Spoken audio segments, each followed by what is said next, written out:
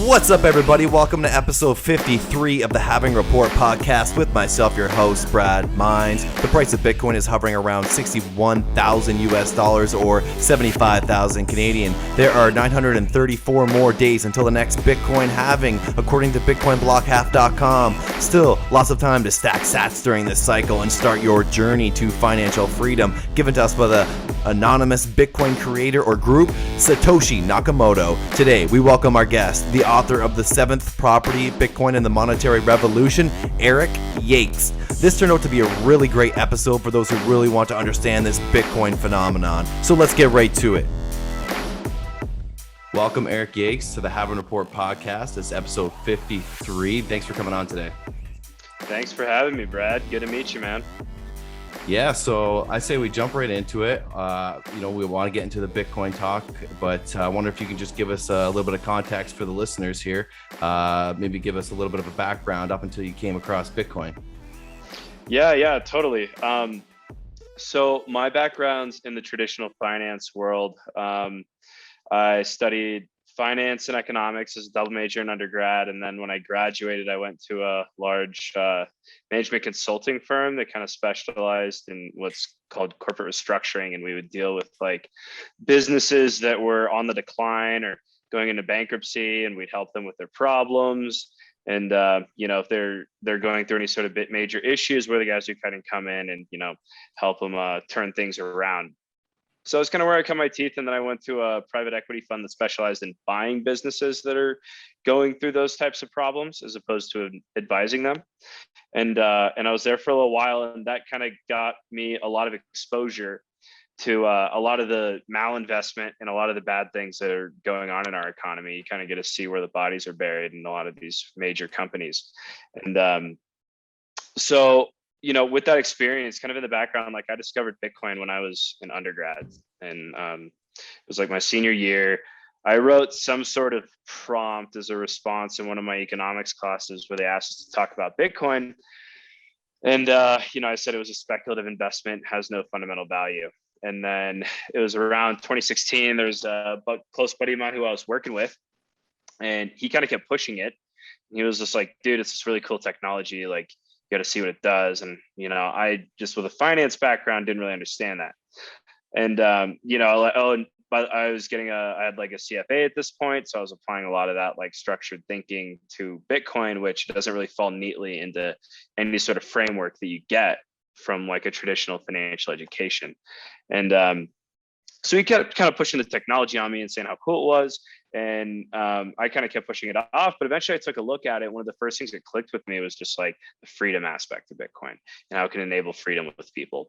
And how once I kind of started to dig on that angle and realize like, oh, a lot of these issues that we see that, the Federal Reserve has largely kind of pinned our economy into a corner and is finding ways to extract wealth out of other countries, and a lot of the negative effects that we see through those this global financial system. I just always assumed there was no alternative. But when the freedom aspect of Bitcoin kicked in, I was like, oh, this is a base layer form of money that theoretically at scale wouldn't be able to be controlled by anybody. And that's what turned me on to everything. And then that's when I started to get a lot deeper. So it was kind of towards the end of 2019. I was working at this private equity fund, and from like a career perspective, I was like, okay, what do you want to do? And then it took me a while for it to really like dawn on me when it was kind of right under my nose for a little while. But I was like, dude, you spend all this free time just reading about Bitcoin. And that's totally what you care about. But it just always seemed like this crazy thing to me back then, especially when the industry wasn't as big. I mean, it's grown so much over the past few years. But I was just kind of like, and we're still in a bear market back then. But I was just kind of like, you know what? I'm just gonna jump into it. This is what I care about, and it's super interesting to me. And yeah, so I did. And one of the first things I wanted to do was get really deep. And so I read a lot about the history of money and the history of our banking system and how a lot of that's evolved over time, and the different theories people have for, what makes money good money, why certain money's emerged over time. And then ultimately how our banking system came to be and what the cause and effect relationships are that are caused through that. So I kind of got deep into those areas, and I wasn't certain of what I wanted to do. I kind of just had like a really high level idea in mind. So like anybody who's thinking about being an entrepreneur, like I was pretty clueless. I just like knew I had some runway, and I was 26 years old when I made the jump. So I was kind of like, now's the time to make it happen, and I can always go back to my career if I need to. But yeah, so I made the jump, and I wasn't sure what I was going to do. And then when I got deep in all this reading, the first thing that really became obvious to me was like, well, there's going to be a bunch of guys coming out of finance, coming into Bitcoin cryptocurrency space. They are going to need this exact same level of understanding that I had to provide for myself by picking through a bunch of different books, picking through a bunch of different resources. And I was like, not everybody needs to go through all that. Like a lot of this information, I'd read these huge books, and really to like get the important information out of them that's really relevant for understanding why Bitcoin's valuable. You only had to read 10, 15% of those books to really get all that, but you don't know that until you know it. So I was like, I think that a lot of this process for people that, have like a financial background, I can summarize a lot of this stuff into a book, and I had a few of my own ideas, but really just summarizing and synthesizing a lot of this information into a format that makes it very tangible for people what Bitcoin's value proposition is, particularly those people with like a finance or economics background. I tried to be, a lot less like theoretical, a little bit more practical with what I was doing. And that's pretty much the first thing I did in the space. And then I launched that this past June. And, so I started writing that in like August 2020, and I kind of finished writing it by February of this year. And then it took like 4 or 5 months to get through like, the whole like editorial process, and then get it published and get it designed and all that kind of stuff. So like that happened in June. And when I say get it published, I mean self-published. If people are thinking about being, authoring something in the industry, I think that if you are doing something you're really passionate about, your market, then self-publishing for first-time writers makes a ton of sense. Really trying to go after a publishing deal doesn't make nearly as much sense as it used to. And so I did self-publish, and then I started in June, and then a few people got a hold of it that were kind of influencers in the industry, and things have just started to move pretty quickly, and it's awesome. And yeah, that kind of brings me where we're at today. So I'm doing a lot of things on the book, and then I spend a lot of time just on Twitter. And like future plans are, I'm currently getting like a fund set up, and I'll kind of be announcing some of that stuff in the future. And yeah, that's pretty much the background. I appreciate that you were a skeptic at first and then came back around. Mm-hmm. And I also appreciate that you got into the space during a bear market, because it's a lot easier to get into when the price is going nuts, right? Oh yeah. Yeah. Sure. I mean, it's not to say during the 2017 market, I didn't have that thought cross my mind. That was definitely like one of the first times I was like, whoa. But then the bear market occurred, and, back then I wasn't like, I didn't know what I thought back then either. I didn't know if I was all in on Bitcoin, or, I was still considering a lot of altcoins. Like now it's like, I wouldn't qualify myself as a Bitcoin maximalist or anything. It's just like, I view Bitcoin as money and a system that'll be built on top of it. And a lot of these other types of coins and stuff, I just view as to be highly speculative at this point, and a very different risk profile than what Bitcoin's offering. And, I don't understand them well enough to really get too critical of any of them. But what I do know is that Bitcoin's a really sure bet, and there's a lot of cool financial services that need to be replicated on it. So like, once I kind of got to like that point of understanding, that's when I was like, all right, I really want to jump into this. But like in 2017, back then I was just like, oh, cool. Like this stuff's going up a ton. Like I want to get involved in this. Absolutely. I can relate to that. You mentioned, you mentioned here on the Halving Report, and you mentioned on Bitcoin Magazine that it was the freedom aspect that kind of enthralled you and really sucked you into the space. I wonder if you can just touch upon that briefly for us. Yeah, I mean, like, so with my background before, like I've always been a big libertarian, and I don't know, I don't like to put myself into like groups of thought, because it always bites you in the ass. Like I don't agree with everything libertarian. Like libertarianism has flaws, but I started reading Milton Friedman when I was like, one of like the first economics book I read was Capitalism and Freedom by him, and that's kind of what got me started. And then you inevitably, so he's technically falls in like the school of economic thought of like the monetarists, because he still believed in like necessity of monetary policy, but he was just He was definitely a proponent of free market capitalism, whereas like Austrians take it a little bit of a step further, and they're like, no, we don't need central banking. And so like that's what kind of led me more towards Austrian thinkers, and that's kind of ultimately where I landed. And I think that the time when Friedman was writing a lot of his work, central banking hadn't kind of evolved to the extremes that it has today either. And those consequences of its negative outcomes are much more readily apparent. But anyways, it's beside the point. So I was always kind of like had this freedom aspect. And when I just always, I guess I was a bit nihilistic about the future of finance. I was like, there's this game being played and institutions are extracting wealth in a variety of ways. And that's not to say that like, people in this space get very critical of like the incumbent financial system, and, they should, but that doesn't, you don't want to throw the baby out with the bathwater. Like there's still, all these functions, like credit is not fundamentally a bad thing. Credit is a very, fundamental purpose within an economy. It allows people to move value across time. That's never going away in any system. And a lot of these things that have resulted in negative outcomes because of how the system's evolved over time and how centralized it's become, a lot of those things are still very necessary within economies to have. They just need to have proper incentives so that they don't get out of hand. And so like I just always was like, okay, the system's gotten out of hand.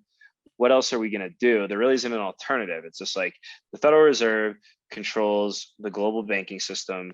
Foreign central banks are pretty much just like limbs of it. And they're able to implement these policies, and they could force people into certain asset classes because people don't really have anywhere else to turn. And like gold was always the inflation hedge before that, but gold wasn't something that people could theoretically operate with outside of owning a contract that gives you exposure to gold that's in a warehouse controlled by some group of people. And that the fundamental issue of gold is like people can never opt out of the financial system as a whole. You still you could get exposure to gold's price, but you can never opt out and just conduct your life in gold. And Bitcoin kind of enabled that type of behavior. So like that's when Bitcoin enabled people to actually, if they want, and not everybody has to do this, but if they want, they can fundamentally opt out of our current financial system. That's a very powerful incentive, because that means that a lot of these financial institutions and these politicians, a lot of the decisions they've made are kind of predicated on people not having the ability to opt out of our current system. The fact that we are stuck with it and we have monopolized the financial economy means that they can get away with a lot more. So once I realized that like Bitcoin, people can control Bitcoin themselves, they can verify it, they can store Bitcoin themselves, they can send it to each other peer to peer, and they can verify it between one another. And once I realized that aspect, I was like, wow, this is a way to, if you want to go through the legwork, people have the option to opt out of the system, and that's getting easier to do every day. And it's not saying that everybody has to do that. It's not saying that people won't use financial intermediaries to assist them in doing all these things. That's all going to exist too. But it's more just like the game theory behind it. So like, there's like in like military, there's like it's like deterrence theory is this aspect of military where they're like, the reason that we have so many, like we have more than enough nukes created in the US to just blow the entire world up. But we create so many nukes and we have all these weapons and we go through these arm races just because we want to have the threat. You want to have so much of something so that people feel like they never have to use it because nobody's ever going to take it to that point. And like, that's kind of what Bitcoin's ability to allow people to opt out of our system is that type of a threat to like the incumbent banking intermediaries. They say, okay, well, we can't bail out banks anymore because people can get sick of it and they can opt into this new system. So like, that's the forward vision that I see. And we're getting very close to that now. We're getting closer and closer every day. And once we get to that point, it's going to structurally change, I think, a lot of problems in society that, before I discovered Bitcoin, I just thought were, an inevitability. There wasn't much to do about it. I was pretty complacent about all of that. So yeah. We've recently seen China reiterate its crackdown on Bitcoin and cryptocurrencies, and I think I seen that USA is now the number one mining country, has the highest hash rate. And did you see that? And what do you think about that? Do you think that trend will continue? Um, I wouldn't say I am a global mining expert, and I can say exactly where all the hash rates can end up with, my general knowledge. I could see definitely why the U.S. and our energy economy has grown with hydraulic fracturing over time, and the amount of resources that we were able to access through that technological innovation. I could see why Bitcoin mines being able to enable that industry would make sense that we would be the largest. And with China, with after the migration out of China, but in terms of where it'll be globally, I hope that it's so distributed that people don't care. So I hope that in the future, and I think that there's a major incentive for a lot of countries to get mining infrastructure, but I hope that it's decentralized enough in the future. And ultimately, these miners are going to go to the different energy economies that provide them the cheapest source of energy.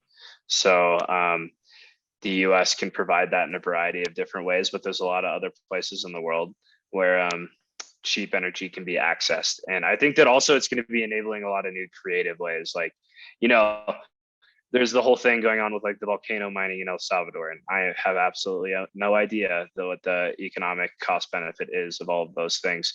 But it sounds cool and it sounds nice. I mean, maybe that's something. I mean, there's things like that that could ultimately pan out when you have this ability to enable the storage of energy in an economic way, or the ability to at least capture excess energy. It makes other technologies more economic, which means more investment will drive into those. So I think that that'll probably make it pretty distributed around the world, which would be ideal. But it's definitely a major question. So I'll give you a chance to talk about your book a little bit more. So from my understanding, it's to help people from the old financial world kind of migrate into the new world of decentralized cryptocurrencies and finance. And you dive into kind of what's wrong in the old world and how Bitcoin fixes that, or do you want to expand on that? Yeah. So I just focus on Bitcoin with the book. I think that Mhm. regardless of your opinion, I think you got to start with Bitcoin because there's so many things that are fundamentally based around Bitcoin and understanding, its history and how the technology works and how a lot of these other technologies were ultimately, depending on people's perspective, adaptations or improvements or whatnot, or just different versions. But having that fundamental understanding of Bitcoin, I think, is a great starting place for a lot of people. So I focused on that, and really it's like kind of 50-50. The first half is money and banking.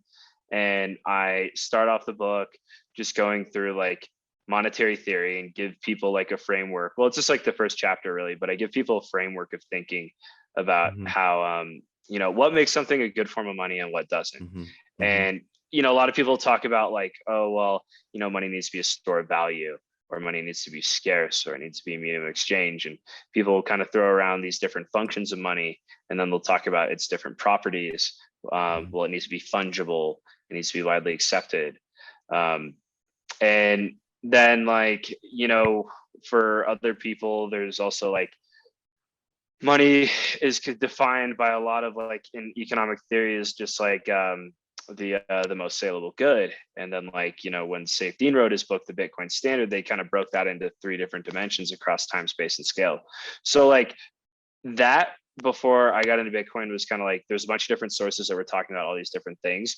And the first thing I wanted to do is I was like, that all needs to be summarized. So the first chapter is just showing how all of that is connected and how you can think about money and giving you a framework of thought so that if a new altcoin comes up or if some new technology comes up that is trying to be money, or if there's something else, then you can apply this framework of thinking and be like, do I think that this would ultimately be a successful form of money and why?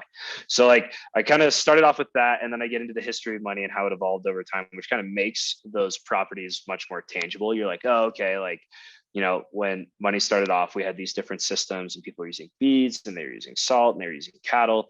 And then that evolved into the precious metal era. And why did precious metals emerge? Well, they're fundamentally better than other forms of money in a variety of different ways. So, and I kind of walk through that, and I apply this framework of thinking to like the evolution of money. And then like that ultimately around like the 14th, 15th century necessitates a discussion of banking, because that was the first time when we really started to have this like institutionalized version of people storing money and having other third parties maintain that for them, and like, you know, how that ultimately evolved. And then and I kind of, you know, banking emerged in a variety of different places during a, you know, relatively similar time period around the world, but I kind of focus on Europe, particularly in England, because that's what our current banking system is kind of predicated on, that evolution. So so I get into that, and then once you kind of go through that, you can see like, here's how banks started, here's how central banks started and came out of that, and what their original purpose was. And then you can kind of see how that evolved over time. And I get into the US, and a lot of people don't realize that there are, you know, 3 central banks that were created and destroyed before the Federal Reserve was created. And once I kind of get through all that banking history of central banking, I do a chapter, which this was like the weirdest thing to me when I was doing a ton of research into money and banking, was like, I didn't find a very good resource that said like, here's how central banking works, which I thought was incredibly odd. It was also odd because when I was in undergrad, I mean, if I got an education in finance and economics and I came out of that and it was pretty much just like the central bank sets interest rates because that makes our economy less volatile. And like, that was largely the extent of the education I got, which I think is super odd, just because like, I mean, central banking policy and understanding every word, global markets hinge on every last word that the Federal Reserve says. And it's like, if there's anything to understand as an investor nowadays, you have to understand central banks and what they're going to do and how that's going to affect the world. So like, you don't even need to get as much into like theory these days, because everything, it's pretty much just comes down to what central banks want to do. So I thought it was really interesting that like, throughout that process, I never saw a very good resource that was like, here's what the Federal Reserve does in a more technical manner. Because it's either like, there's like academic papers that'll, you know, say things in a bunch of words that most people can understand, or there's like the Investopedia explanation. And like, that's kind of the extent of what I got in undergrad. And I was like, well, you need to get more technical so people actually know what's going on. It's just like how money is actually created. And then once it gets into the banking system, how it expands, and what are like reserves and like all this stuff. So I get into like all those details and explain like, here's how the Federal Reserve works. Here's how that kind of like flows through our banking system. And here's how a lot of those cause and effect relationships. And obviously I'm very critical of the Federal Reserve in it, because I think that there's so much information out there that not just publicly, but even the Federal Reserve themselves are misrepresenting things to people. And I think that there's very strong arguments to make why. So I had this chapter on that. And then I finished that off with just kind of like where we are in the economy today, and like, you know, where I think a lot of different things are ultimately going to pan out given that understanding of central banking. So like, that's like the first half of the book. I don't know if you want me to stop, if you want me to keep going. Well, no, it's you know, it's a good overview for people that may be listening and want to learn more, right? But do you have a copy of the book handy by any chance? Oh, you know what? I actually do. Hold on. Okay, cool. Let me grab Glad it. to see it. Yeah, I am.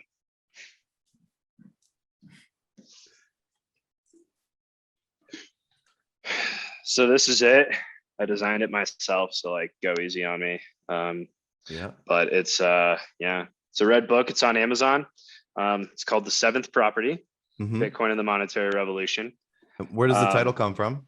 Yeah, so, and this is kind of like a piece to discover as you read it that'll make more sense. But in that initial first chapter on monetary theory, there's 6 properties of money. And that's like, if you're to fundamentally assess like what's good money, you can kind of break it down to these like 6 qualitative properties. And you'd say like, well, it needs to be scarce. It needs to be fungible. It needs to be durable. It needs to be widely accepted, and yada, yada.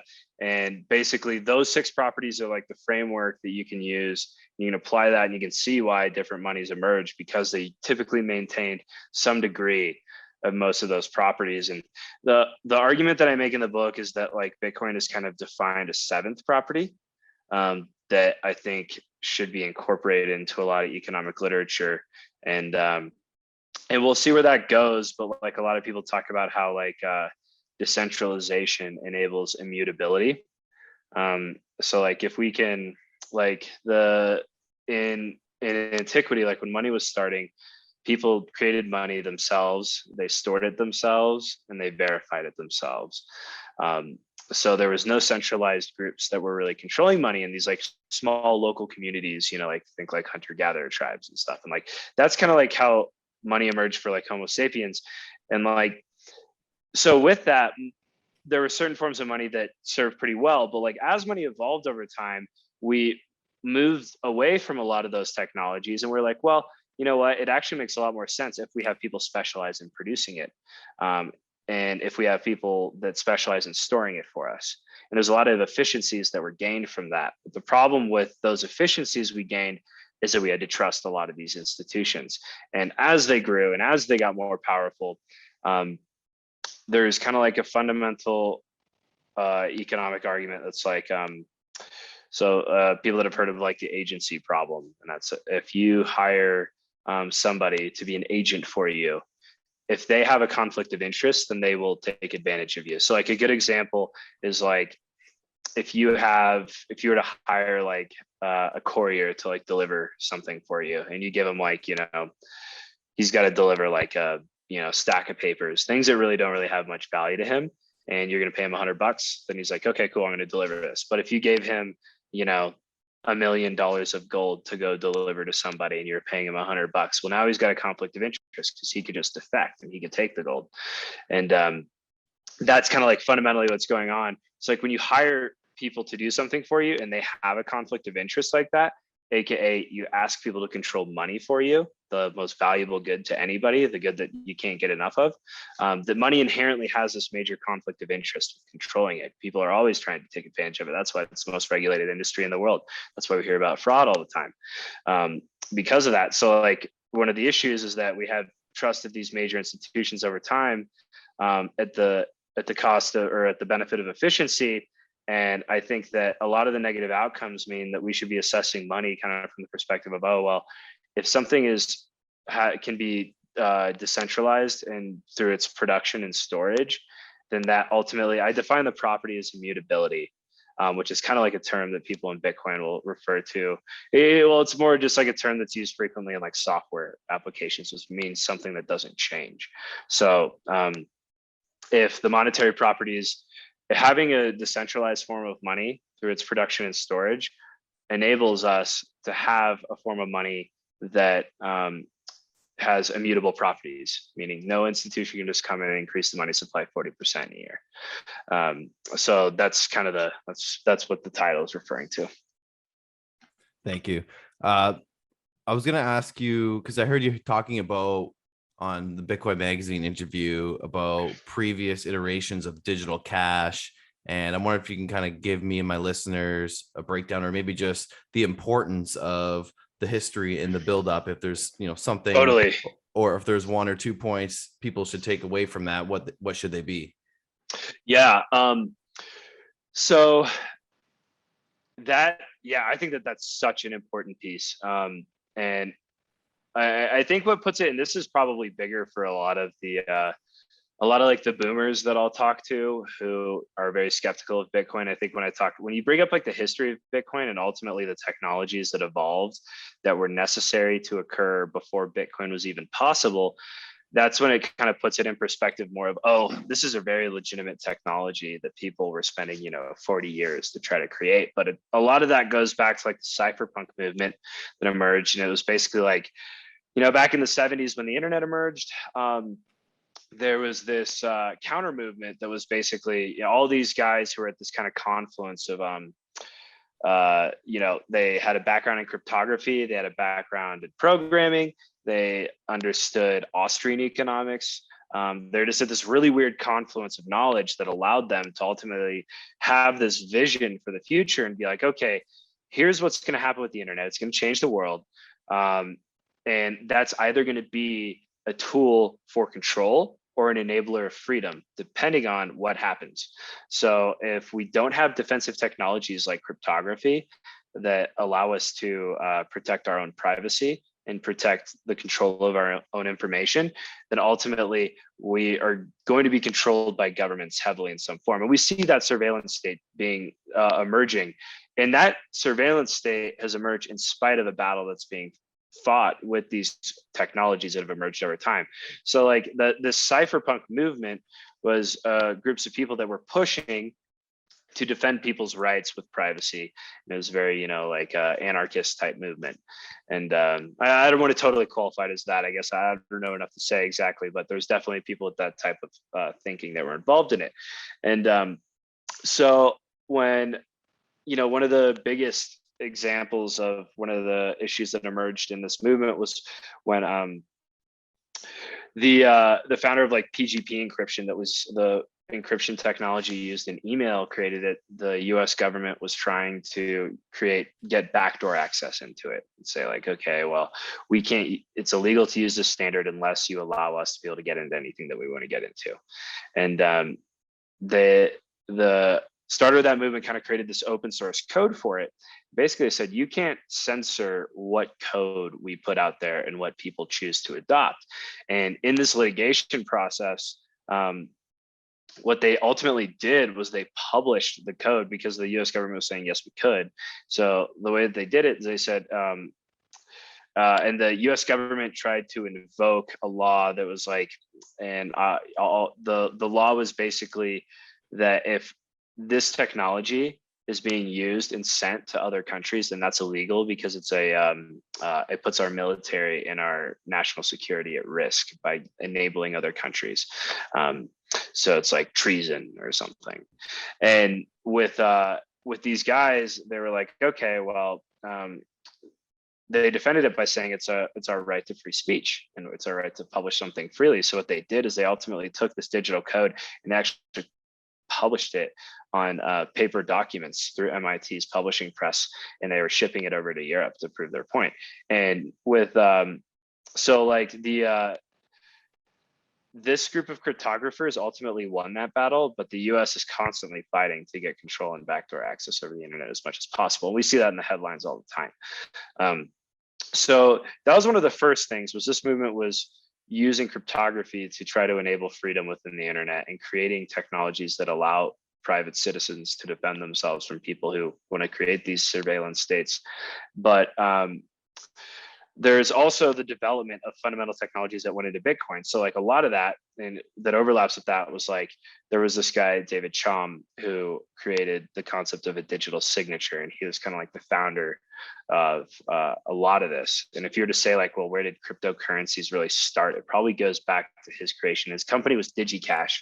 And that ultimately failed because he used this idea of digital signatures to basically allow people to send money in digital form, and being able to prove that you are who you say you are, without having to reveal a secret. So it's like the whole fundamental idea is basically like, what we want to do is, if we want to say we want to prove knowledge of something, we want to prove that we know something, but we don't want to reveal what that knowledge is. We still want to keep that knowledge a secret. It's like a password or something, without trusting anybody. So like digital signatures enabled us, in a good analogy, because the math gets really complex for how it works, but like a good analogy is like when you mix paint into a bucket.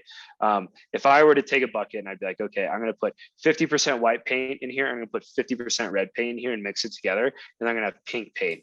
I could give that bucket to somebody and say like, and they say, oh, okay, you have pink paint here. You must have used white paint and red paint to create that. So they know that you had white paint and red paint, but they don't know how much. That's kind of how digital signatures work. They use math to kind of like mash a bunch of stuff together. And then you can produce a signature where you can mathematically verify like, oh, that guy does have knowledge of the private key. So we know that he has it, but we don't know what it is still. So like that was the first technology he used. But the problem is when he used DigiCash to send money, it was still dependent on centralized servers to be verified. And he couldn't really like solve that problem. And then there was also he pegged the supply of it to like the US dollar, whereas like Bitcoin was a free float currency that you had to bootstrap its value over time, which was a monumental feat that a lot of these early technologies avoided, and they wanted to have some sort of pegged value system as well. And they didn't really realize that, like, actually, if you're going to do this right, then it needs to achieve that monumental feat of bootstrapping value as an independent form of money. So DigiCash started, and then Adam Back came along in the 90s, and he created this Hashcash, which was really designed to protect. It was a technology designed to like stop email spamming. And it required people to solve complex math problems in order to send, or your computer to solve a complex math problem in order to send an email. So that means it would be costly to spam. People can just send out 10,000 emails. So like what Satoshi did is he applied that to Bitcoin by using those types of mathematical puzzles to make something scarce. It's a form of math that is hard for computers to solve. So by doing that, he required, that's what mining is predicated upon, is solving these problems to make Bitcoin scarce when it increases in supply. And then, the big piece was the blockchain data structure that also emerged in the 90s. And it was based on this paper where this also depended upon a centralized trusted entity to verify all of this. But the blockchain data structure was just a very efficient way of creating this data structure where every piece of data that comes previously, if we have a list of data over time, everything that comes before the most recent piece of data, the most recent piece of data is dependent upon everything before it. So that allowed us to create this very efficient structure of where if something in the history of that data changes, then we're immediately aware of it in our current field that we're looking at. So it's a really efficient way that allowed people to be aware of any tampering of the blockchain, and quickly verify in a very efficient way what transactions are going into it. So those three technologies are kind of what Satoshi used when he was creating Bitcoin. And it was actually in 2005 was when Nick Szabo kind of proposed this idea. And that's kind of the reason that, that was 3 years before 2008. A lot of people speculate that like Szabo was Satoshi. But so the key ingredient that Satoshi solved, though, was all these technologies still were dependent on this idea of like a trusted set of servers to still verify these things. And Satoshi aligned all these incentives and used all these technologies to actually make it decentralized, and it actually worked. And that was like the monumental feat, which I think is probably, I feel like that's the hardest part, just because like to create the technology and have all that, try to think about it in advance and be like whether or not this would actually work is like, I can't even fathom how hard that would be, and how, what type of mind it would take to do something like that. But he did it, and then it worked, and then here we are today. Do you have any predictions for this Q4, or do you have any metrics that you follow closely? Yeah, I mean, I'm not as big on, I don't follow like, on chain and stuff as much. Like I'm bullish. I try to spend more time thinking about what the ecosystem needs and how I'm going to build something out that'll benefit that. But like, I don't have a question in my mind that over the next 10 years, Bitcoin is going to succeed and go up a ton in value. So I try not to focus as much on the short-term stuff, but yeah, I'm super bullish this fourth quarter. I think that a lot of things are lining up. The spot market's doing really well. And that means there's a lot more room for leverage to return. And the institutional interest that has come around so rapidly over the past year, and just how mainstream this is. And I very rarely talk to people just anecdotally anymore that are like as skeptical of Bitcoin. There's people who say, I don't get it yet now, and I'm unsure. But before, there's so many people I talked to like, oh no, they're already certain it's going to fail, yada, yada, yada. I like never see that anymore. And I think there's this huge shift in the zeitgeist. People are hating inflation. Like it's just an absolutely perfect storm. So like the short-term indicators are there, the long-term indicators are there. And I think Q4 is going to be pretty big time. So, yeah. Very exciting. When you're not knee deep in Bitcoin, Erik, what else do you like to do? Ooh, like to work out, man. I work out. Nice. waste a ton of time on Twitter. And yeah, I mean, I'm up here in the mountains. This is Lion's Head right here, which is Where's that? the other side of this is Vale. So yeah, so like there's like Lion's Head Village in Vale, but yeah, I'm a Colorado guy, so I'm gonna be skiing a bunch this winter. And yeah, man, I like to hang out and I like to chill with my buddies, and yeah. Right on. Mhm. Well, if you don't have any questions or comments, where can we follow you, learn more? Where can we go and buy your book? Yeah, totally. So you can buy my book on Amazon, and it's just, you search Seventh Property. I also have a website. The best thing to do is just follow me on Twitter, and I have all my stuff linked. And then you go on my website. I have a newsletter, but it's not really like a newsletter. It's more like I send stuff when I think there's something really important to say. So no frequency or anything like that. But I'll probably be sending some towards the end of the year on what I think's going on in the markets. And yeah, so just give me a follow on Twitter. That's Erik, ERIC, last name Yakes, YAKES. All right, Erik, I'm going to thank you for your time and coming on to the Halving Report podcast. It's been a pleasure. Thanks for breaking everything down for my listeners. I'll definitely shoot up all your links in the show notes, and I'll be in touch in a couple days, man. Thanks again. Yeah, good talking to you, Brad. Thanks, everybody, for listening to episode 53 of the Halving Report podcast with myself, Brad Mines, and our guest today, Erik Yakes. Go to the show notes, check out all his links, follow him on Twitter, and definitely go to thehalvingreport.com.